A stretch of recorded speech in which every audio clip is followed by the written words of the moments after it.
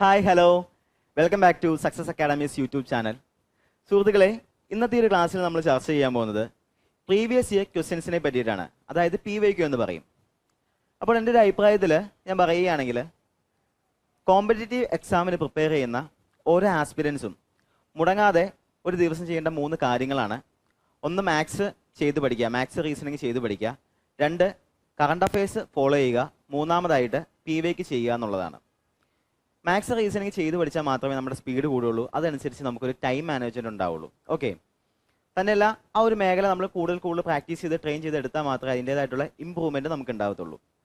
ഇനി current affairs follow ചെയ്യുന്നതിൻ്റെ പ്രയോജനം എന്ന് പറഞ്ഞാൽ ഒട്ടുമിക്ക GK സബ്ജക്റ്റുകളും ഒരു പരിധി വരെ എന്താണ് ഈ കറണ്ട് അഫയേഴ്സിൽ കയറിപ്പോക്കോളും. കാരണം കറണ്ട് അഫയേഴ്സ് മുൻനിർത്തിയാണ് എപ്പോഴും ചോദ്യങ്ങൾ വരാറ്. ഓക്കെ, ഇനി മൂന്നാമതായിട്ട് പറഞ്ഞ കാര്യം എന്തായിരുന്നു? PYQ ആയിരുന്നു. ഒരു PYQ പ്രീവിയസ് ഇയർ ക്വസ്റ്റ്യൻ അതൊന്നും ചെയ്ത് നോക്കിയാൽ മാത്രമേ നമുക്ക് ക്വസ്റ്റ്യൻസിന്റെ പാറ്റേൺ മനസ്സിലാവുള്ളൂ. അതായത് നമ്മൾ എഴുതാൻ പോകുന്ന എക്സാമിന്റെ ഒരു പ്രീവിയസ് ഇയർ ക്വസ്റ്റ്യൻ, ഇതിന് മുമ്പ് നടന്നിട്ടുള്ള ക്വസ്റ്റ്യൻ പേപ്പർ എടുത്ത് നോക്കിയാൽ മാത്രമാണ് എക്സാമിന്റെ പാറ്റേൺ എങ്ങനെയാണ്, ഇതിന്റെ ക്വസ്റ്റ്യൻസിന്റെ ഡിഫിക്കൽട്ടി എങ്ങനെയാണ്, ഡിഫിക്കൽട്ടി കൂടിയ ക്വസ്റ്റ്യൻസ് ആണോ കുറഞ്ഞ ക്വസ്റ്റ്യൻസ് ആണോ, അതുപോലെ തന്നെ ഓരോ ക്വസ്റ്റ്യൻസിന്റെ ഇമ്പോർട്ടൻസ് എന്തൊക്കെയാണ്, ഇമ്പോർട്ടൻറ്റ് ഏരിയാസ്. അതായത് ഇപ്പോൾ ജോഗ്രഫി തന്നെ എടുത്തോളുക, ജോഗ്രഫിയിൽ നിന്ന് എത്ര ക്വസ്റ്റ്യൻസ് ചോദിച്ചിട്ടുണ്ട്, ഏതൊക്കെ ഏരിയാസിൽ നിന്നാണ് ഈ ക്വസ്റ്റ്യൻസ് വന്നിരിക്കുന്നത്. അതുപോലെ തന്നെ പൊളിറ്റി എടുത്തോ, പൊളിറ്റിയിൽ നിന്ന് എത്ര ക്വസ്റ്റ്യൻസ് വന്നിട്ടുണ്ട്, ഏതൊക്കെ ഏരിയയിൽ നിന്നാണ് ഈ പൊളിറ്റിയിൽ നിന്ന് ക്വസ്റ്റ്യൻ ചോദിച്ചിരിക്കുന്നത്. അപ്പോൾ ഇങ്ങനെയുള്ള കാര്യങ്ങളെല്ലാം PYQ ചെയ്താൽ മാത്രമേ നമുക്കത് മനസ്സിലാവത്തുള്ളൂ. ഒരു PYQ ചെയ്യാതെ എക്സാമിന് ഒരിക്കലും പോകരുത്, കാരണം അതൊരു മണ്ടത്തരമാണ്. ശരിക്കും ഒരു പ്രീ എക്സാം തന്നെയാണ് എന്താന്ന് പറഞ്ഞാൽ PYQ എന്ന് പറയുന്നത്. അപ്പോൾ PYQ ചെയ്യുമ്പോൾ നമ്മൾ എന്താണ്, നമ്മൾ ഈ നമ്മുടെ എഴുതാൻ പോകുന്ന എക്സാമുമായിട്ട് കൂടുതൽ ഫെമിലിയർ ആവുകയാണ് ചെയ്യുന്നത്. അപ്പോൾ PYQ ചെയ്യാതെ ഒരു എക്സാമിന് നമ്മൾ പോകരുത്. മാക്സിമം എത്ര PYQ ചെയ്യാൻ പറ്റുമോ അത്രയും PYQ ചെയ്തിട്ട് പോവുക എന്നുള്ളതാണ് ഇമ്പോർട്ടൻ്റ് ആയിട്ടുള്ള കാര്യം. അപ്പോൾ ഇന്നത്തെ ഒരു ക്ലാസ്സിൽ നമ്മൾ PYQ ആണ് ഡിസ്കസ് ചെയ്യാൻ പോകുന്നത്. ഓക്കെ, അപ്പോൾ PYQ വർക്കൗട്ട് ചെയ്യുന്നത് എങ്ങനെയാണെന്ന് ചോദിച്ചാൽ രണ്ട് മെത്തേഡ് പറയാം. അതിനകത്ത് ഫസ്റ്റ് മെത്തേഡ് ഞാൻ ആദ്യമേ പറയട്ടെ. അതായത് ഒരു ഓപ്ഷൻ നമുക്ക് ഒരു ക്വസ്റ്റ്യന് നമുക്ക് 4 ഓപ്ഷൻസ് ഉണ്ടാവും അല്ലേ. അപ്പോൾ ഈ 4 ഓപ്ഷനകത്ത് ഒരു ഓപ്ഷൻ എന്തായാലും ശരിയായിരിക്കുമല്ലോ. സാധാരണയായിട്ട് ആ ശരിയായിട്ടുള്ളൊരു ഓപ്ഷനെ ചുറ്റിപ്പറ്റിയിട്ടാണ് പഠനങ്ങൾ നടക്കുക. അതായത് ഇനി ആ ക്വസ്റ്റ്യനുമായിട്ട് ബന്ധപ്പെട്ട് അല്ലെങ്കിൽ ആ ഓപ്ഷനുമായിട്ട് ബന്ധപ്പെട്ട് എന്തൊക്കെ ചോദ്യങ്ങൾ ചോദിക്കാൻ ചാൻസസ് ഉണ്ട്, ആ ഒരു ഓപ്ഷനുമായിട്ട് ആ ഒരു ആൻസറുമായിട്ട് ബന്ധപ്പെട്ട് ഇമ്പോർട്ടൻ്റ് ആയിട്ടുള്ള ബാക്കിയുള്ള കാര്യങ്ങളാണ് സാധാരണ ഒരു മെത്തേഡിൽ ചെയ്യാറുള്ളത്. അടുത്തൊരു മെത്തേഡ് എന്ന് പറയുന്നതാണ് നമ്മൾ ചെയ്യാൻ പോകുന്നത്. നമ്മൾ കുറച്ച് ഡിഫറെൻ്റ് ആയിട്ടാണ് ചെയ്യുന്നത്. അത് ചെയ്യുമ്പോൾ നിങ്ങൾക്ക് മനസ്സിലാവും. ഓക്കെ, അപ്പോൾ ഇത് നിങ്ങൾക്ക് വർക്കൗട്ട് ചെയ്ത് കാണിച്ചു തരാൻ വേണ്ടി നമ്മൾ എടുക്കുന്നത് 2024 CGL ഫസ്റ്റ് ഷിഫ്റ്റിൻ്റെ PYQ ആണ് എടുത്തു വെച്ചിരിക്കുന്നത്. നമുക്കറിയാം നമ്മുടെ CGL എക്സാം ഓഗസ്റ്റ് പകുതി ആകുമ്പോഴത്തേക്കും തുടങ്ങുമല്ലേ. അപ്പോൾ അതിന് മുന്നോടിയായിട്ടാണ് നമ്മൾ ഈ PYQ ഇവിടെ കണ്ടക്ട് ചെയ്യുന്നത്. അപ്പോൾ എല്ലാവരും ശ്രദ്ധിച്ചിരുന്ന് തന്നെ ഈ PYQ നോക്കുക. ഒരു പേപ്പറും പേന എടുത്തു വെക്കുക, ഷോർട്ടായിട്ട് തന്നെ ആൻസർ എഴുതി പോയാൽ മതി. ഓക്കെ, അപ്പോൾ ക്ലാസ്സിൽ ശ്രദ്ധിച്ചിരിക്കുക എന്നുള്ളതാണ് പ്രധാനപ്പെട്ട കാര്യം. അപ്പോൾ നമുക്ക് നമ്മുടെ PYQയിലേക്ക് പോയാലോ, നോക്കാം എങ്ങനെയാണ് PYQ വർക്കൗട്ട് ചെയ്യേണ്ടതെന്ന്. അപ്പോൾ ഗൈസ്, നമ്മുടെ ഫസ്റ്റ് ക്വസ്റ്റ്യൻ ആണ് പറയാൻ പോകുന്നത്, നോക്കിയിരുന്നോളുക. അപ്പോൾ ഗൈസ്, PYQ നമ്മൾ ചെയ്യാൻ പോകുന്നത് GK സബ്ജക്റ്റിൻ്റെ PYQ ആണ് ചെയ്യാൻ പോകുന്നത്. അപ്പോൾ നമ്മുടെ ഫസ്റ്റ് ക്വസ്റ്റ്യൻ എന്താണെന്ന് നോക്കിക്കൊള്ളുക. First question, who among the following is the world renowned exponent of the bamboo flute? Who among the following is the world renowned exponent of the bamboo flute? അതായത് മുള ഓടക്കുഴലിന്റെ പ്രശസ്ത വാക്താവ് ആരാണെന്നാണ് ഇവിടെ ചോദിച്ചിരിക്കുന്നത്. അപ്പോൾ അതിന്റെ ആൻസർ ഇവിടെ കൊടുത്തിട്ടുണ്ട്. ആരാണ്? ഹരിപ്രസാദ് ചുറേഷിയാണ് ആൻസർ എന്ന് പറയുന്നത്. ഓക്കെ, അപ്പോൾ നമ്മൾ ചെയ്യാൻ പോകുന്ന ഒരു മെത്തേഡ്, അതായത് ഒരു ഫസ്റ്റ് മെത്തേഡ് പറഞ്ഞ് എങ്ങനെയാണ് ഒരു PYQ ചെയ്യുന്നതെന്ന്. അപ്പോൾ സെക്കൻഡ് മെത്തേഡ് എന്ന് പറഞ്ഞാൽ നമ്മൾ കുറച്ച് ഡിഫറെൻ്റ് ആയിട്ടാണ് ചെയ്യുന്നത്. സ്വാഭാവികമായിട്ട് 4 ഓപ്ഷൻ ഒരു ക്വസ്റ്റ്യൻ ഉണ്ടാവും, അതിനകത്ത് ഒരെണ്ണം ശരിയുമായിരിക്കും. അപ്പോൾ നമ്മൾ ചിന്തിക്കാറുണ്ട് ഓട്ടോമാറ്റിക്കായിട്ട് ബാക്കി 3 ഓപ്ഷൻ എന്താണ്, ഈ ഓപ്ഷൻ്റെ ആൻസർ എന്തായിരിക്കും, അല്ലെങ്കിൽ ഈ ഓപ്ഷനുമായിട്ട് സംബന്ധിച്ച് ഏതൊക്കെ ക്വസ്റ്റ്യൻ വരാറുണ്ടെന്ന് അല്ലേ. അപ്പോൾ നമ്മൾ പലരും അങ്ങനെ പോയി നോക്കിയിട്ട് ഉണ്ടാവില്ല. അപ്പോൾ നമ്മൾ ഇന്ന് ചെയ്യാൻ പോകുന്നത് ബാക്കിയുള്ള ഓപ്ഷനിലേക്ക് നമ്മൾ പോയി അതുമായിട്ട് ബന്ധപ്പെട്ട് ഇമ്പോർട്ടൻ്റ് ആയിട്ടുള്ള ക്വസ്റ്റ്യൻസ് എക്സാം പോയിന്റ് ഓഫ് വ്യൂവിൽ ആ കാര്യങ്ങളോടെയാണ് നമ്മൾ ഇന്ന് പഠിച്ചു പോകുന്നത്. അതാണ് ഈ ഒരു മെത്തേഡിൻ്റെ ഡിഫറൻസ് എന്ന് പറയുന്നത്. അപ്പോൾ നമുക്ക് നോക്കിയാലോ ബാക്കിയുള്ള ഓപ്ഷൻ എക്സാമുമായി ബന്ധപ്പെട്ട് എന്താണ് പഠിക്കേണ്ടതെന്ന് വരും നോക്കാം. അപ്പോൾ ഇവിടെ ഒന്നാമത്തെ ക്വസ്റ്റ്യൻ്റെ ഫസ്റ്റ് ഓപ്ഷൻ എന്ന് പറയുന്നത് എന്താണ്? MS സുബ്ബലക്ഷ്മിയാണ്. അപ്പോൾ സുബ്ബലക്ഷ്മിയായിട്ട് ബന്ധപ്പെട്ട് ഇമ്പോർട്ടൻ്റ് ആയിട്ടുള്ള എക്സാം പോയിന്റ് ഓഫ് വ്യൂ ഉള്ള ക്വസ്റ്റ്യൻസ് നമുക്കൊന്ന് ചർച്ച ചെയ്യാം. MS സുബ്ബലക്ഷ്മി ഇന്ത്യൻ കർണാട്ടിക് സിംഗറാണ്. MS സുബ്ബലക്ഷ്മിക്ക് ഭാരത് രത്ന ലഭിച്ചത് 1998 ഇമ്പോർട്ടൻ്റ് ആയിട്ടുള്ള ക്വസ്റ്റ്യൻ ആണ്, ചോദിക്കാൻ ചാൻസ് ഉള്ളതാണ്, ഇതിനു മുമ്പ് ചോദിച്ചിട്ടുള്ളതാണ്. ഓക്കെ, അപ്പോൾ ആ ഒരു ഓപ്ഷൻ്റെ പ്രത്യേകത കണ്ടോ നിങ്ങൾ? ഇനി അടുത്ത പോയിന്റിലേക്ക് നമുക്ക് പോവാം. First Indian who performed UN general assembly in 1966. അതായത് യുണൈറ്റഡ് നേഷൻസിന്റെ ജനറൽ അസംബ്ലിയിൽ പെർഫോം ചെയ്ത ആദ്യ ഇന്ത്യനാണ് ആര്? MS സുബ്ബലക്ഷ്മി. അതെന്നായിരുന്നു? 1966. ഇമ്പോർട്ടന്റ് ആയിട്ടുള്ള ക്വസ്റ്റ്യനാ, ചോദിക്കാൻ ചാൻസ് ഉള്ളതാ അല്ലേ? അടുത്ത പോയിന്റിലേക്ക് പോവാം. Lata Mangeshkar called as Tapaswini. അതായത് ലതാ മങ്കേഷ്കർ MS സുബ്ബലക്ഷ്മിനെ വിളിച്ചത് തപസ്വിനി എന്നാണ്. ഓക്കെ, അടുത്തൊരു ക്വസ്റ്റ്യൻ, അടുത്തൊരു പോയിന്റ്. MS സുബ്ബലക്ഷ്മിക്ക് പത്മഭൂഷൺ ലഭിച്ചത് 1954. അടുത്തത് MS സുബ്ബലക്ഷ്മിക്ക് സംഗീത നാടക് അക്കാദമി അവാർഡ് ലഭിച്ചത് 1956. അടുത്തത് പത്മവിഭൂഷൺ ലഭിച്ചത് 1975. അപ്പോൾ MS സുബ്ബലക്ഷ്മിയായിട്ട് ഏറ്റവും ഇമ്പോർട്ടന്റ് ആയിട്ട് എക്സാമിന് ചോദിച്ചിട്ടുള്ളതും ചോദിക്കാൻ ചാൻസ് ഉള്ളതുമായിട്ടുള്ള പോയിന്റ്സ് ആണ് നമ്മളിപ്പോൾ ഇവിടെ ചർച്ച ചെയ്തത്. ഓക്കെ, അപ്പോൾ MS സുബ്ബലക്ഷ്മിയായിട്ട് ആ ഫസ്റ്റ് ഓപ്ഷനുമായിട്ട് ബന്ധപ്പെട്ട് ഇത്രയും കാര്യങ്ങൾ നമ്മൾ പഠിച്ചല്ലോ. ഇതാണ് ഈ ഒരു മെത്തേഡിന്റെ ഇമ്പോർട്ടൻസ് എന്ന് പറയുന്നത്. ഇപ്പൊ നിങ്ങൾ ഗൂഗിൾ ചെയ്ത് നോക്കി കഴിഞ്ഞാൽ നിങ്ങൾക്ക് കുറേ ഇൻഫർമേഷൻസ് കിട്ടും. ടു മച്ച് ഇൻഫർമേഷന്റെ ആവശ്യം നമുക്കില്ല. നമുക്ക് എക്സാം പോയിന്റ് ഓഫ് വ്യൂ ചോദിക്കാൻ ചാൻസ് ഉള്ള ക്വസ്റ്റ്യൻസ് മാത്രം മതി. അപ്പോൾ നിങ്ങളൊന്ന് സെർച്ച് ചെയ്യുകയാണെങ്കിൽ കുറേ കൂടെ പോയിന്റ്സ് നിങ്ങൾക്ക് കിട്ടുമായിരിക്കും. നിങ്ങളുടെ IQ അനുസരിച്ച് അല്ലെങ്കിൽ നിങ്ങളുടെ പഠിക്കാനുള്ള താല്പര്യം അനുസരിച്ച് നിങ്ങൾക്ക് ഇനിയും പോയിന്റ് ആഡ് ചെയ്ത് വെക്കാവുന്നതാണ്. ഓക്കെ, അപ്പോൾ അങ്ങനെയാണെങ്കിൽ MS സുബ്ബലക്ഷ്മി കഴിഞ്ഞു. നമുക്ക് അടുത്തത് രവിശങ്കറിലേക്ക് ഒന്ന് പോയാലോ? ഓക്കെ, എന്നാൽ രവിശങ്കറിലേക്ക് പോകുന്നതിന് മുമ്പായിട്ട് നമുക്ക് ഹരിപ്രസാദ് ചൗറേഷ്യനെ പറ്റിയിട്ട് ഒരു 2-3 പോയിന്റ് പറയാം. നോക്കുക, Hariprasad Chaurasia Indian music director and classical flutist. അതായത് ഹരിപ്രസാദ് എന്ന് പറയുന്ന ഇന്ത്യൻ മ്യൂസിക് ഡയറക്ടറാണ്, അതേപോലെ തന്നെ ക്ലാസിക്കൽ ഫ്ലൂട്ടിസ്റ്റുമാണ്. He's a composer who plays bansuri, the Hindustani classical traditional music. അതായത് ബൻസൂരി എന്ന് പറയുന്നത് ഒരു ബാംബു അല്ലെങ്കിൽ ഒരു മ്യൂസിക് ഇൻസ്ട്രുമെന്റ് ആണ്. അപ്പോൾ ആ മ്യൂസിക് ഇൻസ്ട്രുമെന്റുമായിട്ടാണ് ഈ ക്ലാസിക്കൽ ട്രഡീഷണൽ മ്യൂസിക് ഹരിപ്രസാദ് വായിക്കുന്നത്. ഓക്കെ, അപ്പോൾ ഹരിപ്രസാദായിട്ട് ഇമ്പോർട്ടൻ്റ് ആയിട്ടുള്ള ബാക്കി പോയിന്റ്സ് എന്താണെന്ന് നമുക്ക് നോക്കാം. അദ്ദേഹത്തിന് സംഗീത് നാടക് അക്കാദമി 1984 ലഭിക്കുന്നത്. പത്മഭൂഷൺ ലഭിക്കുന്നത് 1992. പത്മവിഭൂഷൺ ലഭിക്കുന്നത് 2000. ഇതും ഇമ്പോർട്ടൻ്റ് ആയിട്ടുള്ള ക്വസ്റ്റ്യൻസ് ആണ് അല്ലേ? അപ്പോൾ ഇനി നമുക്ക് അടുത്തത് രവിശങ്കറിലേക്ക് ഒന്ന് പോയി നോക്കാം. നോക്കുക, Ravishankar Indian classical musician and composer.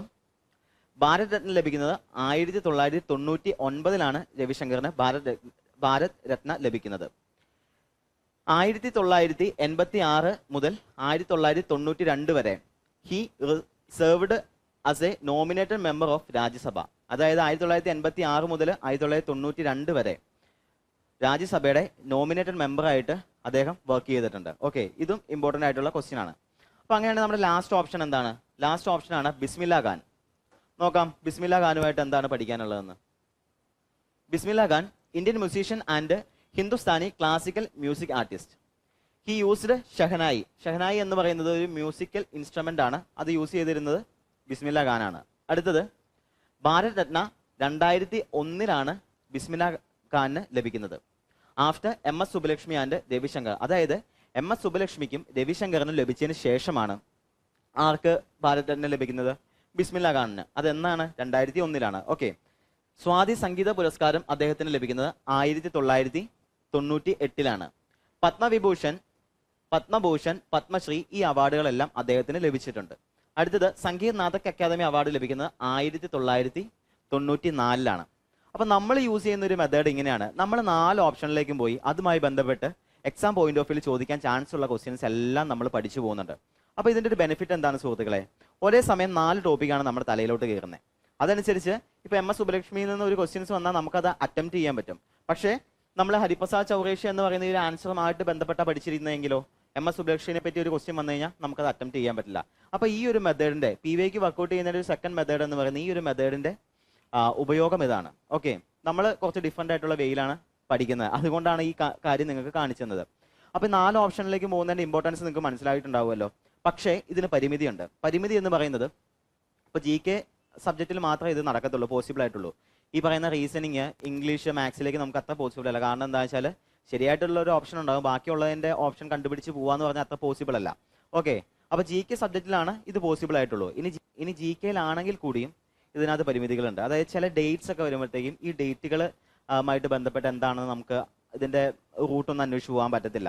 അതുപോലെ തന്നെ ചില ഓപ്ഷൻസ് തെറ്റായിരിക്കും. അങ്ങനെയുള്ള സാഹചര്യങ്ങളിൽ 4 ഓപ്ഷൻ നമുക്ക് അന്വേഷിച്ച് പോകുക എന്ന് പറയുന്നത് പോസിബിൾ അല്ല. പക്ഷെ ഒരു 70% നമുക്ക് ഈ പറയുന്ന ഒരു മെത്തേഡ് പോസിബിൾ ആണ്. ഇത് തന്നെയാണ് നല്ലതും, ഇത് തന്നെയാണ് ലോജിക്കലി പോസിബിളും അതേപോലെ തന്നെ നല്ലൊരു ബ്രില്യൻ്റ് ആയിട്ടുള്ള പരിപാടിയാണ് നമ്മൾ ഈ ചെയ്യുന്നത്. ഓക്കെ, അങ്ങനെയെങ്കിൽ നമുക്ക് രണ്ടാമത്തെ ക്വസ്റ്റ്യനിലേക്ക് പോയാലോ? നോക്കാം. What is net investment? എക്കണോമിയുമായി ബന്ധപ്പെട്ട ഒരു ക്വസ്റ്റ്യൻ ആണ് ചോദിച്ചിരിക്കുന്നത്. എന്താണ് നെറ്റ് ഇൻവെസ്റ്റ്മെന്റ് എന്ന്? അപ്പൊ അതിന്റെ ആൻസർ എന്താണ്? ഗ്രോസ് ഇൻവെസ്റ്റ്മെന്റ് മൈനസ് ഡിപ്രിസിയേഷൻ ആണ് ആൻസർ വരുന്നത്. ഓക്കെ, അപ്പൊ ബാക്കി 3 ഓപ്ഷൻസ് എന്തൊക്കെയാണ്? 3 ഓപ്ഷൻസിനകത്ത് മൂന്നാമത്തെ ഓപ്ഷനും രണ്ടാമത്തെ ഓപ്ഷനും തെറ്റാണ്. അത് ക്വസ്റ്റ്യൻസ് അങ്ങോട്ടും ഇങ്ങോട്ടും തിരിച്ചു മറിച്ചിട്ടിരിക്കുന്നതാണ്. അപ്പൊ തെറ്റായിട്ടുള്ളതിലേക്ക് നമ്മൾ പോയിട്ട് കാര്യമില്ല. പക്ഷേ ഫസ്റ്റ് ഓപ്ഷൻ എന്ന് പറയുന്നത് എന്താണ്? Sum of all the investments in a country എന്ന് പറയുന്നതിന്റെ ആൻസർ എന്താണ്? അതിന്റെ ആൻസർ GDP ആണ് വരുന്നത്. ഓക്കെ, ആ ഒരു ക്വസ്റ്റ്യൻ നമുക്ക് ആൻസർ ഉണ്ട്. അത് GDP ആണ്, ഗ്രോസ് ഡൊമസ്റ്റിക് പ്രൊഡക്റ്റ് എന്ന് പറയും.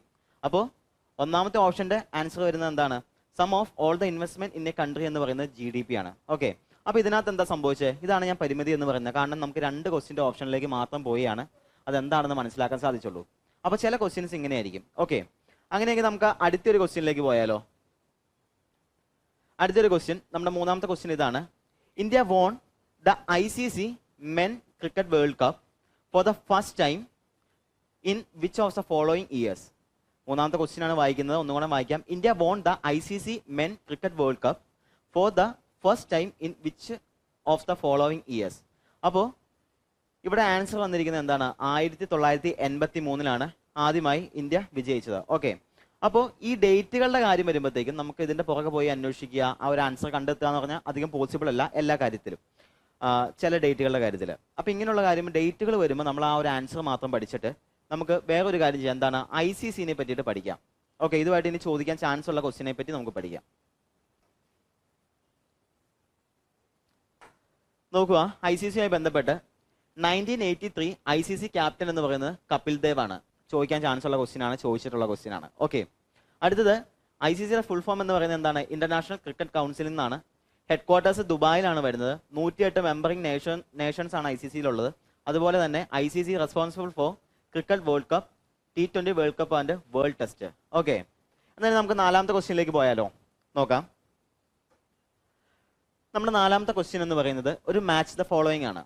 നോക്കുക, match the following institutes with the respective founders of British India. അതായത് താഴെ തന്നിരിക്കുന്ന ഇൻസ്റ്റിറ്റ്യൂട്ട് ആരൊക്കെയാണ് ഫൗണ്ട് ചെയ്തിരിക്കുന്നതെന്നാണ് ചോദിച്ചിരിക്കുന്നത്. അപ്പോൾ ഇതിന്റെ ആൻസർ ഇവിടെ കൊടുത്തിട്ടുണ്ട്. എന്താണ്? മൂന്നാമത്തെ ഓപ്ഷനാണ് ആൻസർ ആയിട്ട് വരുന്നത്. അപ്പോൾ ഏഷ്യാറ്റിക് സൊസൈറ്റി ഓഫ് ബംഗാളിന്റെ സ്ഥാപകൻ എന്ന് പറയുന്ന ആരാണ്? സർ വില്യം ജോൺസ് ആണ്. ഓക്കെ, അങ്ങനെയാണെങ്കിൽ സംസ്കൃത് കോളേജ് ഓഫ് ബനാറസിന്റെ സ്ഥാപകൻ ആരാണ്? അതിന്റെ സ്ഥാപകൻ എന്ന് പറയുന്നത് ജോനാഥൻ ഡങ്കൻ ആണ്. അങ്ങനെയെങ്കിൽ ഫോർട്ട് വില്യം കോളേജിന്റെ സ്ഥാപകനാണ് ആരാണ്? അത് ലോർഡ് വെല്ലസിലാണ് സുഹൃത്തുക്കളെ. ഫോർട്ട് വില്യം കോളേജിന്റെ സ്ഥാപകൻ എന്ന് പറയുന്നത് ലോർഡ് വെല്ലസിലാണ്. അപ്പോൾ ഡിയുടെ ആൻസർ എന്താണ്? കൽക്കട്ട മദ്രാസ് സ്ഥാപിച്ച ആരാണ്? അതാരാണ്? വാറൻ ഹാസ്റ്റിങ്സ് ആണ്. അപ്പോൾ ആ മാച്ച് ദ ഫോളോയിങ്ങിന്റെ ആൻസർ ഇതാണ് വരുന്നത്. അങ്ങനെയാണെങ്കിൽ ഈ ഫൗണ്ടേഴ്സുമായിട്ട് ബന്ധപ്പെട്ട് കുറച്ച് ക്വസ്റ്റ്യൻസ് പഠിച്ചാലോ? നോക്കാം. ആദ്യം തന്നെ നമുക്ക് സർ വില്യം ജോൺസിനെ പറ്റി തന്നെ സംസാരിക്കാം. Asiatic society of Bengal 1984 found ചെയ്തത്. ആര്? Sir William Jones. ഈ ഏഷ്യാറ്റിക് സൊസൈറ്റിയുടെ പെർപ്പസ് എന്ന് പറയുന്നത് ഏഷ്യനെ പറ്റി പഠിക്കാനായിട്ട്, അതിന്റെ ആർട്സ്, ലിറ്ററേച്ചർ, ഇങ്ങനെയുള്ള കാര്യങ്ങളെല്ലാം പഠിക്കാൻ വേണ്ടിയിട്ടാണ് സ്ഥാപിതമായത്. ഓക്കെ, എവിടെയാണ്? കൽക്കട്ടയിലാണ് സ്ഥാപിച്ചിരിക്കുന്നത്.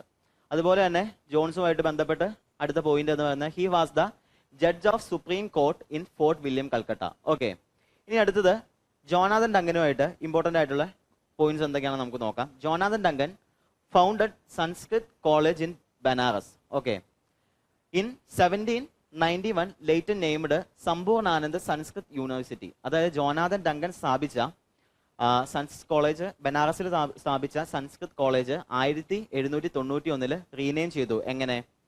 സമ്പൂർണാനന്ദ് സംസ്കൃത് യൂണിവേഴ്സിറ്റി എന്ന പേരിൽ. ഇമ്പോർട്ടന്റ് ആണ്. ഓക്കെ, അടുത്ത point, later he became the governor of Bombay in 1795. Okay, ഇനി അടുത്ത് നമുക്ക് ലോർഡ് വെല്ലസ്ലിയിലേക്ക്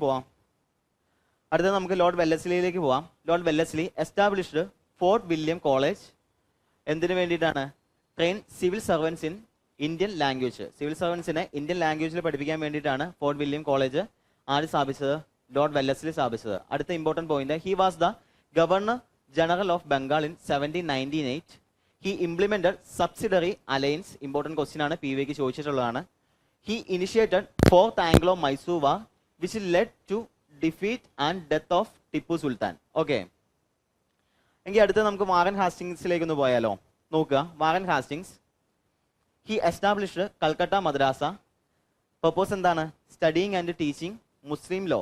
ഓക്കെ, അടുത്തത് he is the first governor general of Bengal in 1793, abolished dual system of administration, implemented the Regulating Act 1773, established civil and criminal court in Calcutta, abolished judicial power of Semindas.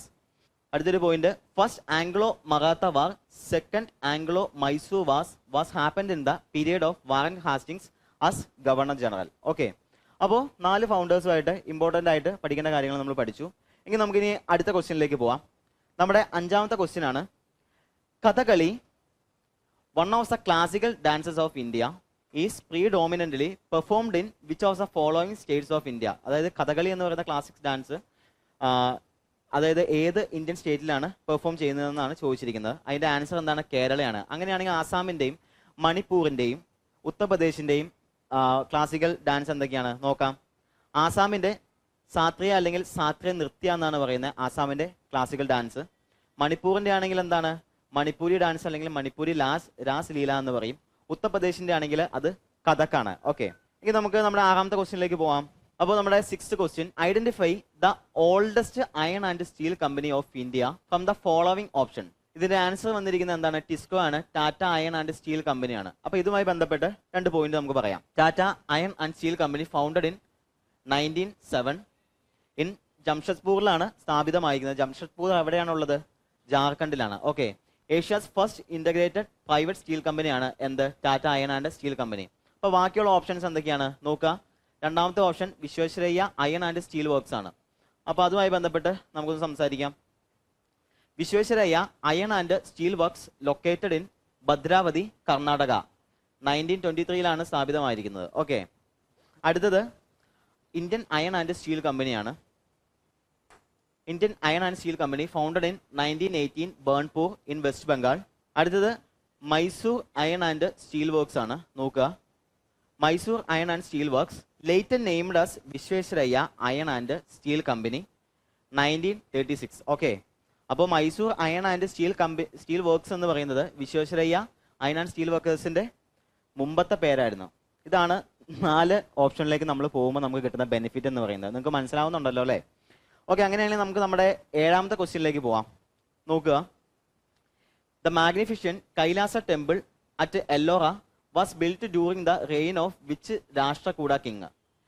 അപ്പോൾ ഇതിന്റെ answer എന്ന് പറയുന്നത് എന്താണ്? Krishna first ആണ്. അപ്പോൾ ബാക്കിയുള്ളതോ? Krishna first, Indira third, Govinda third, Amogha Varsha are the rulers of Rashtrakuta കിങ്ങിൻ. അപ്പോൾ നമ്മുടെ 7th ക്വസ്റ്റ്യനിലേക്കാണ് നമ്മൾ ഇനി പോകുന്നത്. The magnificent Kailasa temple at Ellora was built during the reign of which Rashtrakuta king. Okay, അതിന്റെ ആൻസർ എന്താണ്? കൃഷ്ണ ഫസ്റ്റ് ആണ്. അപ്പോൾ ബാക്കിയുള്ളതോ?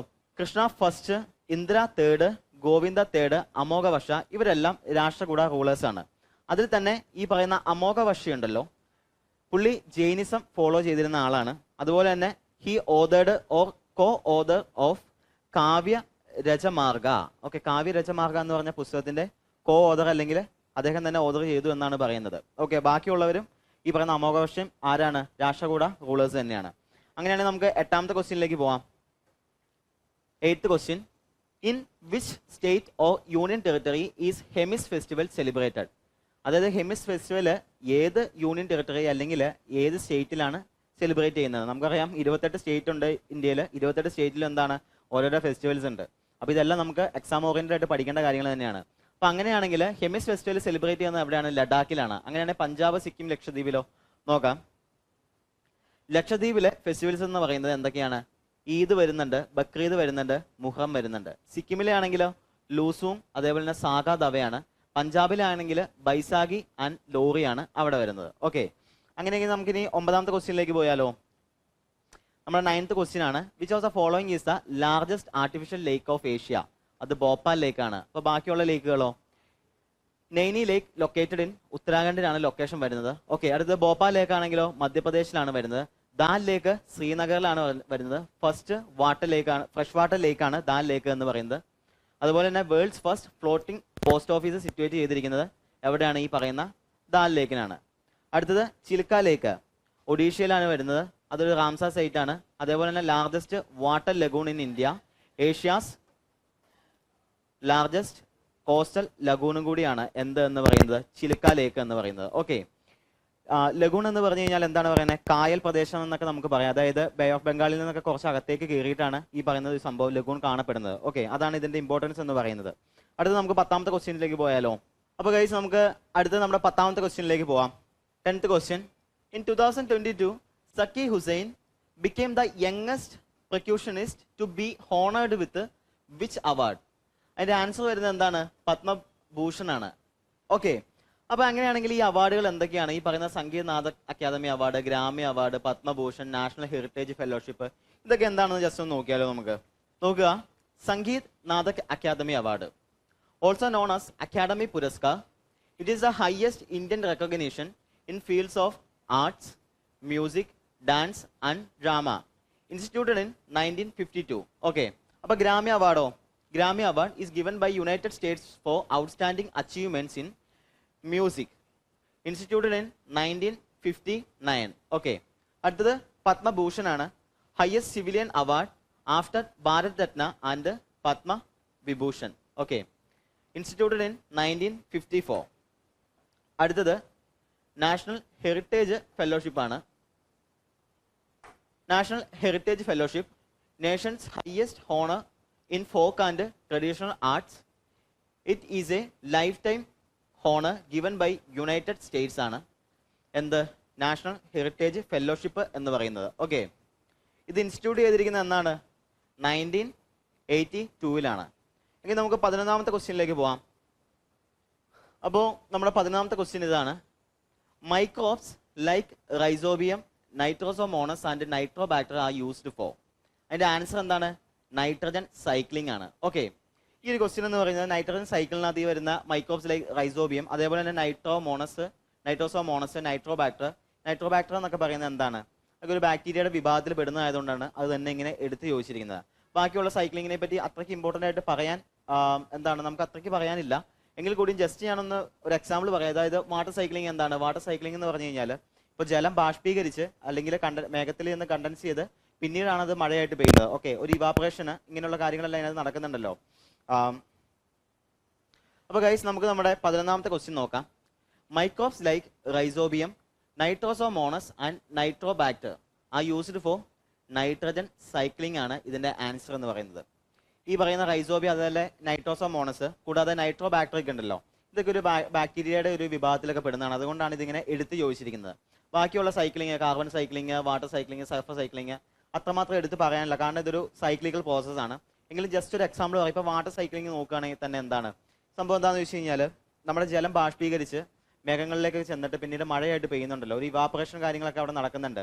അപ്പോൾ മഴയായിട്ട് പെയ്യും, പിന്നീട് ഇവാപറേഷൻ ഉണ്ടായിട്ട് പിന്നെയും എന്താണ് മഴയായിട്ട് പെയ്യുന്നുണ്ട്. അപ്പോൾ ഇവാപറേഷൻ, കണ്ടൻസേഷൻ, ഇങ്ങനെയുള്ള കുറേ കാര്യങ്ങളാണ് ഈ പറയുന്ന വാട്ടർ സൈക്ലിംഗിൽ നടക്കുന്നത്. അതുപോലെ തന്നെയാണ് ബാക്കിയുള്ള സൈക്ലിംഗിലും വരുന്നത്. അപ്പോൾ അത് അങ്ങനെ എടുത്ത് പറയുന്നില്ല. ഓക്കെ, അടുത്തത് നമുക്ക് 12th ക്വസ്റ്റ്യനിലേക്ക് പോവാം. 12th question. With reference to Shipai Mutiny of 1857, on which of the following dates did the soldiers at Meerut? അപ്പോൾ നമുക്ക് 12th ക്വസ്റ്റ്യനിലേക്ക് പോവാം. With reference to Shipai Mutiny of 1857, on which of the following dates did the soldiers at Meerut start their journey to Delhi? Okay, അതിന്റെ answer വരുന്നത് എന്താണ്, അതിന്റെ answer വരുന്നത് 10th, അതിന്റെ ആൻസർ വരുന്നത് 10th മെയ് ആണ്. ഓക്കെ, അതൊരു ഡേറ്റ് ആണ്. അങ്ങനെയാണെങ്കിൽ നമുക്ക് ഷിപ്പായി മ്യൂട്ടിനെ പറ്റിയിട്ട് ഒന്ന് സംസാരിക്കാം. നോക്കുക, sepoy mutiny known as first war of independence എന്നാണ് ഷിപ്പായി മ്യൂട്ടണിനെ പറയുന്നത്. ഓക്കെ, ഇവിടെ ഡേറ്റ് 1987 ആണ്. ഇത് തെറ്റാണ്, 1857 ആണ്. അപ്പോൾ sepoy mutiny known as first war of independence എന്നാണ് പറയുന്നത്. ഇവിടെ 1957 അല്ല, 1857 ആണ് ആൻസർ. ഇവിടെ 1957 അല്ല, ഇവിടെ ആൻസർ വരുന്നത് എന്താണ്, 1857 ആണ് ഇവിടെ ആൻസർ വരുന്നത്. ഓക്കെ, 1857 മീററ്റില് ഉത്തർപ്രദേശിൽ വെച്ചിട്ടാണ് ഇങ്ങനെ ഒരു മീറ്റിംഗ് അല്ലെങ്കിൽ ഈ സംഭവം ഉണ്ടാവുന്നത്. ഓക്കെ, ഷിപ്പായി മ്യൂട്ടണി എന്ന് പറയുന്നത് it is the end of East India company and establishment of British crown rule. അതായത് ഈസ്റ്റ് ഇന്ത്യ കമ്പനിയുടെ അവിടെ അധികാരം നിർത്തലാക്കി establishment of British crown rule വരുന്നതിന് കാരണമായ ഒരു യുദ്ധമായിരുന്നു, അല്ലെങ്കിൽ ഒരു വാറായിരുന്നു എന്ത് ഷിപ്പായി മ്യൂട്ടണി എന്ന് പറയുന്നത്. ഓക്കെ, അങ്ങനെയെങ്കിൽ നമുക്ക് അടുത്ത ക്വസ്റ്റ്യനിലേക്ക് പോവാം. നമ്മുടെ 13ാമത്തെ ക്വസ്റ്റ്യൻ നോക്കുക. Who among the following was selected as Sherpa for India's G20 hosted in 2022-23 ആണ് ആൻസർ വന്നിരിക്കുന്നത്. അപ്പോൾ അതിന്റെ ക്വസ്റ്റ്യൻ വന്നിരിക്കുന്നത്, അതിന്റെ ആൻസർ എന്ന് പറയുന്നത് എന്താണ്? അമിതാഭ് കാന്ത് ആണ്. അപ്പോൾ ഇവരെ പറ്റി നമുക്ക് ജസ്റ്റ് ഒന്ന് നോക്കാം. അതിനു മുമ്പായിട്ട് G20 പറ്റി ഒന്ന് സംസാരിക്കാം. G20 ഗ്രൂപ്പ് ഓഫ് 20 എന്നാണ് പറയുന്നത്. ഇത് എന്തിനു വേണ്ടിയിട്ടാണ് G20? International economic cooperation and global economic issues ഇതൊക്കെ പരിഹരിക്കാനും ചർച്ച ചെയ്യാനും വേണ്ടിയിട്ടാണ്. 19 കൺട്രീസ് പ്ലസ് യൂറോപ്യൻ യൂണിയൻ ആണ് ഇതിലുള്ളത്. എസ്റ്റാബ്ലിഷ്ഡ് ഇൻ 1990 ഇനി ഹോസ്റ്റിംഗ് കൺട്രീസ് മിക്കപ്പോഴും എക്സാമിന് ചോദിക്കുന്നത് ഇത് ഏതൊക്കെ കൺട്രീസ് ഏതൊക്കെ ഇയറിലാണ് ഹോസ്റ്റ് ചെയ്യുന്നത് എന്നുള്ള കാര്യമാണ്. അപ്പോൾ നോക്കുക, ഹോസ്റ്റ് കൺട്രീസ് 2022 ഇന്തോനേഷ്യയാണ് ഹോസ്റ്റ് ചെയ്തത്, 2023 ഇന്ത്യയാണ് ഹോസ്റ്റ് ചെയ്തത്, 2024 ബ്രസീലാണ് ഹോസ്റ്റ് ചെയ്തത്. ബ്രസീലിലെ റിയോ ഡി ജനേറിയോയിൽ വെച്ചിട്ടായിരുന്നു. 2025 സൗത്ത് ആഫ്രിക്കയാണ് ഹോസ്റ്റ് ചെയ്തത്, സൗത്ത് ആഫ്രിക്കയിലുള്ള നസ്രൈക്ക് ഇൻ ജോനാസ്ബർഗ്. ഓക്കെ, ഇനി 2026 US-ലാണ്. 21st സമ്മിറ്റ് ആണ് 2026 US-ൽ നടക്കാൻ പോകുന്നത്. അതിന്റെ പ്ലേസ് നോട്ട് ഡിറ്റർമൈൻഡ് ആണ്. ഓക്കെ, ഇനി അമിതാഭ് കാന്ത് ആണ് ഇവിടെ നമ്മുടെ ആൻസർ. അപ്പൊ അമിതാഭ് കാന്തിനെ പറ്റിയിട്ട് നമുക്കൊന്ന് നോക്കാം. Okay, former CEO of NITI Aayog, important question ആണ്. അടുത്തത് അശ്വിനി വൈഷ്ണവിനെ പറ്റി നോക്കാം. 39th union minister of railway of India. Okay, Piyush Goyal ആണെങ്കിലോ minister of industry and supply of India. Okay, അടുത്തത് Shaktikanta Das, principal secretary of prime minister of India, 25th governor of RBI, 15th finance commission member. Okay, ഇതാണ് അദ്ദേഹത്തെ പറ്റി important ആയിട്ടുള്ള points. ഇനി നമുക്ക് സമയം കളയേണ്ട, അടുത്ത നമ്മുടെ ക്വസ്റ്റ്യനിലേക്ക് പോവാം ഗൈസ്. അപ്പോൾ നമ്മുടെ 14th ക്വസ്റ്റ്യൻ ആണ്, Purvanchal Himalayas does not comprise, അതായത് പൂർവാഞ്ചൽ ഹിമാലയാസ് ഇതിൽ ഉൾപ്പെടാത്തത് ഏതാണെന്നാണ് ചോദിച്ചിരിക്കുന്നത്. അത് പിർപ്പാഞ്ചൽ റേഞ്ച് ആണ്. എന്തുകൊണ്ടാണ് പിർപ്പാഞ്ചൽ റേഞ്ച് പൂർവാഞ്ചലിൽ ഉൾപ്പെടാത്തത്? നമ്മുടെ ഹിമാലയൻ മൗണ്ടൻസ് അല്ലെങ്കിൽ മൗണ്ടൻ സിസ്റ്റം എന്ന് പറയുന്നത്, അല്ലെങ്കിൽ നോർത്തേൺ മൗണ്ടൻസ് എന്നും പറയും. ഓക്കെ, അത് എന്ന് പറയുന്നത് എങ്ങനെയാണ്? 3 രീതിയിലാണ് അതിനെ ക്ലാസിഫൈ ചെയ്തിരിക്കുന്നത്. ഹിമാലയൻ മൗണ്ടൻസ് അതിനെ 3ആയിട്ടാണ് തിരിച്ചിരിക്കുന്നത്. ഫസ്റ്റ് വരുന്നത് എന്താണ്? ട്രാൻസ് ഹിമാലയാസ് ആണ്. സെക്കൻഡ് വരുന്നത് ഹിമാലയാസ് ആണ്. ഇതാണ് ശരിക്കും പറഞ്ഞ ഒറിജിനൽ ഹിമാലയാസ് എന്ന് പറയുന്നത്. ഓക്കെ, അടുത്തത് തേർഡ് വരുന്നത് എന്താണ്? തേർഡ് വരുന്നതാണ് പൂർവാഞ്ചൽ. അപ്പൊ ഇതിനകത്ത് ഈ പറയുന്ന പൂർവാഞ്ചലിനകത്ത് ഉൾപ്പെടാത്ത മലനിര ഏതാണെന്ന് ചോദിച്ചിരിക്കുന്നത്. അത് പിർപ്പാഞ്ചലാണ്. അതിന് കാരണം പിർപ്പാഞ്ചൽ വരുന്നത് നമ്മുടെ സെക്കൻഡ് ഡിവിഷൻ ആയിട്ടുള്ള ഏത് ഹിമാലയാസിലാണ് എന്ത് വരുന്നത്? പിർപ്പാഞ്ചൽ റേഞ്ചസ് വരുന്നത്. ഓക്കെ, അങ്ങനെയാണെങ്കിൽ ബാക്കി വരുന്ന 3 ഹിൽസോ? ഈ 3 ഹിൽസ്, അതായത് Naga hills, Manipuri hills, meso hills, ഇതെല്ലാം പൂർവാഞ്ചലിൽ ഉൾക്കൊള്ളുന്നതാണ്. ഈ പൂർവാഞ്ചൽ ഹിമാലയാസിനെ ഓരോ സ്റ്റേറ്റുകളിലും വിളിക്കുന്ന പേരാണ്. ഇപ്പൊ പൂർവാഞ്ചൽ ഹിമാലയാസിനെ നാഗാലാൻഡിൽ വിളിക്കുന്നത് നാഗാ ഹിൽസ് എന്നാണ്. മണിപ്പൂരിൽ പൂർവാഞ്ചൽ ഹിമാലയാസിനെ വിളിക്കുന്നത് മണിപ്പൂരി ഹിൽസ് എന്നാണ്. മീസോറാമിൽ പൂർവാഞ്ചൽ ഹിമാലയാസിനെ വിളിക്കുന്നത് മീസോ ഹിൽസ് എന്നാണ്. അപ്പൊ ഇതാണ് ആ ക്വസ്റ്റിന്റെ ഇമ്പോർട്ടൻസ് എന്ന് പറയുന്നത്. അപ്പൊ അങ്ങനെയാണെങ്കിൽ നമുക്ക് നമ്മുടെ അടുത്ത ക്വസ്റ്റ്യനിലേക്ക് പോയാലോ? നോക്കുക, in which year did India make it's Olympic debut in hockey? അതിന്റെ ആൻസർ എന്താണ്? 1928 ആണ്. അപ്പോൾ നമുക്ക് ഒളിമ്പിക്സുമായിട്ട് കുറച്ച് പോയിന്റ്സ് പറയാം. Olympics held in every 4 years. India first participated in Olympics 1900 India ആദ്യമായിട്ട് ഒളിമ്പിക്സിൽ പാർട്ടിസിപ്പേറ്റ് ചെയ്തിരിക്കുന്നത്. Okay, 2024 summer Olympics is the 33rd edition. 2024 summer Olympics is the 33rd edition. Okay, held in Paris. ഇത് നടന്നത് എവിടെയായിരുന്നു? പാരീസിൽ, ഫ്രാൻസിലെ പാരീസിൽ വെച്ചിട്ടാണ് നടന്നത്. 3rd ടൈമാണ് പാരീസിൽ, 3ാം തവണയാണ് പാരീസിൽ വെച്ച് നടക്കുന്നത്. ഓക്കെ, ഇതിന്റെ മസ്കോട്ട് എന്ന് പറയുന്നത് എന്താണ്? ഫയർ ഏജിയൻ ക്യാപ്സ് ആണ്. ഫ്രഞ്ച് റെവല്യൂഷനുമായിട്ട് ബന്ധപ്പെട്ടതാണ് ഫയർ ഏജിയൻ ക്യാപ്സ് എന്ന് പറയുന്നത്. അടുത്തത് ഇതിന്റെ മോട്ടോ എന്ന് പറയുന്നത് എന്തായിരുന്നു? ഗെയിംസ് വൈഡ് ഓപ്പൺ ആണ്. ഓക്കെ, മെഡൽ ടാലിയിൽ ആദ്യമായി എത്തിയത് അല്ലെങ്കിൽ ആദ്യത്തെ രാജ്യം എന്ന് പറയുന്നത് US ആണ്. സെക്കൻഡ് വന്നത് ചൈനയാണ്. തേർഡ് വന്നത് ജപ്പാനാണ്.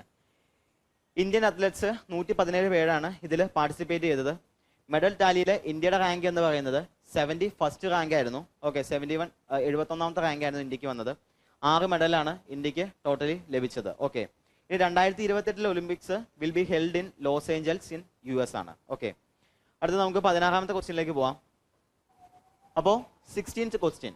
Okay, a student on his school assignment, is taking a session on how to make compost at home for using it at a park. Which fundamental duty is performing? Okay. Question ഒന്നുകൂടെ വായിക്കാം. അപ്പോൾ guys നമ്മുടെ 16th question ആണ്. നമുക്ക് നോക്കാതെ എന്താണെന്ന് നോക്കുക.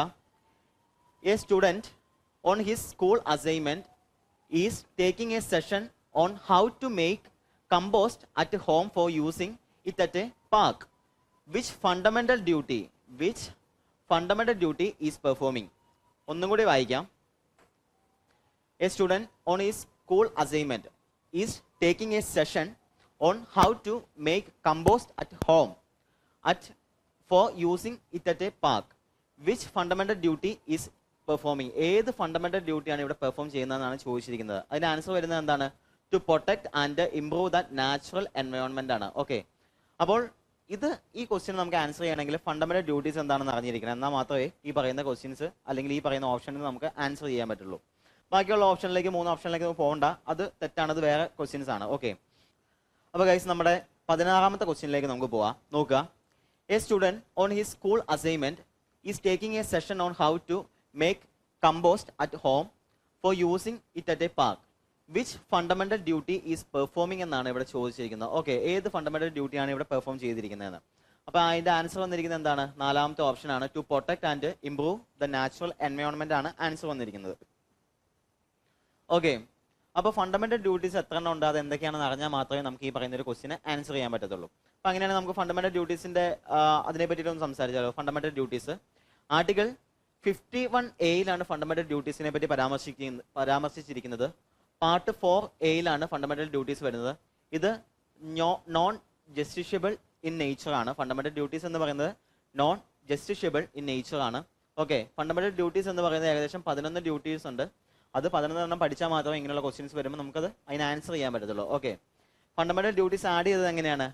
Added to constitution by 42nd അമെൻമെന്റ് in 1976 later it change. Okay, അപ്പോൾ ഫണ്ടമെന്റൽ ഡ്യൂട്ടീസ് നമ്മുടെ ഇന്ത്യൻ കോൺസ്റ്റിറ്റ്യൂഷനിലേക്ക് ആഡ് ചെയ്തത് എങ്ങനെയാണ്?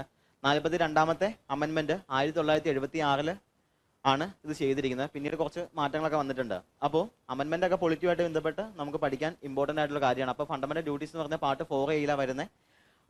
ആർട്ടിക്കിൾ 51A അതിനെപ്പറ്റി പരാമർശിച്ചിരിക്കുന്നത്. ഓക്കെ, ഇത് നോൺ ജസ്റ്റിഷ്യബിൾ ഇൻ നേച്ചർ ആണ്. അപ്പോൾ ഇനി നമുക്ക് അടുത്ത ക്വസ്റ്റ്യനിലേക്ക് പോവാം.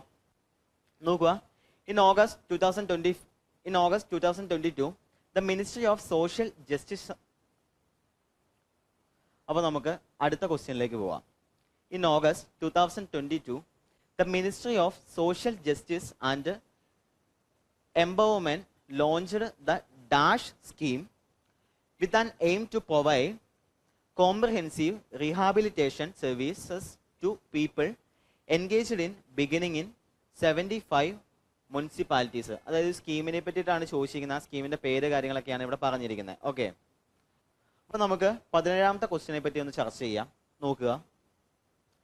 In August 2022 the Ministry of Social Justice and Empowerment launched the DASH scheme with an aim to provide comprehensive rehabilitation services to people engaged in begging in 75 municipalities. Question ഒന്നും കൂടെ വായിക്കാം. In August 2022 the Ministry of Social Justice and Empowerment launched the DASH scheme with an aim to provide comprehensive rehabilitation services to people engaged in begging in 75 municipalities. അതായത് ഈ തുടങ്ങിയിരിക്കുന്ന ministry of social justice and empowerment launch ചെയ്തിരിക്കുന്ന ഈ സ്കീമിന്റെ പേരാണ് ചോദിച്ചിരിക്കുന്നത്. അത് answer എന്താണ് വന്നിരിക്കുന്നത്? അതിന്റെ ആൻസർ സ്മൈൽ 75 ആണ്. ബാക്കി 3 ഓപ്ഷനും തെറ്റാണ്. ഇതാണ് ഞാൻ പറഞ്ഞ ചില പരിമിതികൾ ചില ക്വസ്റ്റ്യനിൽ നമുക്കുണ്ടെന്ന്. അപ്പോൾ ഇതിന്റെ ആൻസർ എന്താണ്? സ്മൈൽ 75 ആണ്. അപ്പോൾ അങ്ങനെയെങ്കിൽ നമുക്ക് അടുത്ത് നമ്മുടെ 18ാമത്തെ ക്വസ്റ്റ്യനിലേക്ക് പോവാം. നോക്കുക. Which is the national mission for financial inclusion to ensure access to financial services, namely a basic savings and deposits accounts, remittance, credit, insurance, pension in an affordable manner. Okay, അതിന്റെ ആൻസർ വരുന്നത് എന്താണ്? അതിന്റെ answer വരുന്നത് പ്രധാൻ മന്ത്രി ജൻധൻ യോജനയാണ്. അപ്പൊ നോക്കാം ബാക്കിയുള്ള ഓപ്ഷൻസിനെ പറ്റിയിട്ട്. അപ്പൊ ദീൻ ദയാൽ അന്ത്യോദയ യോജന എന്താണ്? അതൊരു പവേർട്ടി അലിവേഷൻ പ്രൊജക്റ്റ് ആണ്. ഓക്കെ, അപ്പൊ അങ്ങനെയാണെങ്കിൽ എന്താണ് ദീൻ ദയാൽ ഉപാധ്യായ ഗ്രാമീൺ കൗശല്യ യോജന എന്താണ്? അത് ഒരു എംപ്ലോയ്മെന്റ് പ്രോഗ്രാം ആണ്, placement linked skill training program ആണ്. ഓക്കെ, അപ്പോൾ സർവ Swarna Jayanti self employment scheme എന്താണ്? സ്വൻ ജാവന്തി ഗ്രാം. അപ്പൊ അങ്ങനെയാണെങ്കിൽ അടുത്തത് എന്താണ്? മൂന്നാമത്തെ ഓപ്ഷൻ എന്താണ്? സ്വൻ ജയന്തി ഗ്രാം സ്വരോസ്ഗാർ യോജനയാണ്. അതെന്താണ്? അതൊരു സെൽഫ് എംപ്ലോയ്മെന്റ് പ്രോഗ്രാം ആണ്. Okay, rural poverty eradication program ആണ് എന്ത്? സ്വൻ ജയന്തി ഗ്രാം സ്വരോസ്ഗർ യോജന എന്ന് പറയുന്നത്. ഓക്കെ അല്ലേ? അപ്പൊ ഈ 3 ഓപ്ഷന്റെയും ആൻസർ നമ്മൾ പറഞ്ഞു കഴിഞ്ഞു. അങ്ങനെയാണെങ്കിൽ നമുക്ക് അടുത്തത് 19ാമത്തെ ക്വസ്റ്റ്യനിലേക്ക് പോകാം. 19ാമത്തെ നമ്മുടെ ക്വസ്റ്റ്യൻ എന്താണ്? 19ാമത്തെ നമ്മുടെ ക്വസ്റ്റ്യൻ ഇതാണ്. Which of the following place was not written by Harshavardhana? Harshavardhana എഴുതാത്ത ഏത് പ്ലേസ് ആണ് ഇവിടെ ഉള്ളതെന്നാണ് ചോദിച്ചിരിക്കുന്നത്. ഓക്കെ, വിക്രമോ വശ്യം ഒഴികെയുള്ളത് ബാക്കി 3 എണ്ണവും ഹർഷവർദ്ധന എഴുതിയത് തന്നെയാണ്. അതായത് വിക്രമോ വർഷ്യം ഒഴികെയുള്ള ബാക്കി 3 എണ്ണം രത്നാവലി, നാഗാനന്ദ, പ്രിയദർശിക, ഇത് 3ഉം ഹർഷവർദ്ധൻ എഴുതിയ പ്ലേസ് ആണ്. ഓക്കെ, ഈ പറയുന്ന വിക്രമോ വശ്യം മാത്രം ഹർഷവർദ്ധന എഴുതിയതല്ല. Okay, 1 answer is correct, others are wrong. Okay, അപ്പൊ നമുക്ക് നമ്മുടെ 19ാമത്തെ ക്വസ്റ്റ്യനിലേക്ക് പോകാം. Which of the following place was not written by Harshavardhana? Okay, ഹർഷവർദ്ധനയുടെ പ്ലേസ് അല്ലാത്തത് ഏതാണെന്നാണ് ചോദിച്ചിരിക്കുന്നത്. വിക്രമോ വശ്യം ഒഴികെയുള്ള രത്നാവലി, നാഗാനന്ദ, പ്രിയദർശിക, ഇത് 3ഉം ഹർഷവർദ്ധന്റെ. അപ്പൊ നമുക്ക് നമ്മുടെ 19ാമത്തെ ക്വസ്റ്റ്യനിലേക്ക് പോവാം.